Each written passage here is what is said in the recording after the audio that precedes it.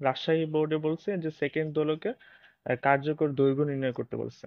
আমরা জানি কি T equals to 2 pi root over L by G, যেখানে টি হলো পর্যায়কাল।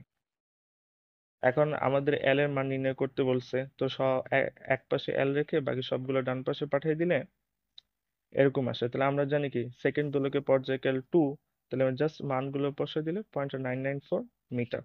আর ঘতে দার্জিলিং এর উচ্চতা জানতে চাওয়া হয়েছে। আর প্রশ্নে বলে দেওয়া হয়েছে যে ওই উচ্চতায় 30 সেকেন্ড স্লো হয়ে যায়।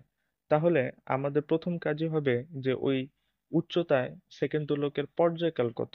তাহলে আমরা যদি সময় হারায় বা স্লো হয়ে যায় সেক্ষেত্রে আমরা জানি 2 × টি/t - n। আর যদি সময় লাভ করতো সেখানে মাইনাসের জায়গায় প্লাস হইতো, বা ফাস্ট হয়ে গেলে মাইনাসের জায়গায় প্লাস হইতো। যেহেতু এখানে স্লো হয়েছে বা সময় হারাইছে সেজন্য মাইনাস হয়েছে। এই টির পরিচয় হলো প্রশ্নে দেওয়া দিন, ঘন্টা বা মিনিট এর সেকেন্ডে প্রকাশ।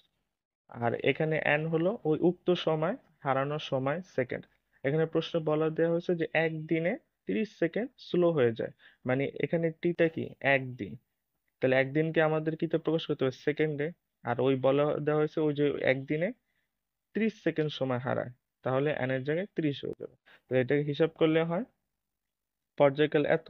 আর আমরা জানি কি T up by T equals to R plus H by H. T up হলো এইচ উচ্চতায়, ভূপৃষ্ঠ হতে এইচ উচ্চতায় সেকেন্ড দোলকের পর্যায়কাল, আর টি হলো ভূমিতে সেকেন্ড দোলকের পর্যায়কাল, আর হলো পৃথিবীর ব্যাসার্ধ।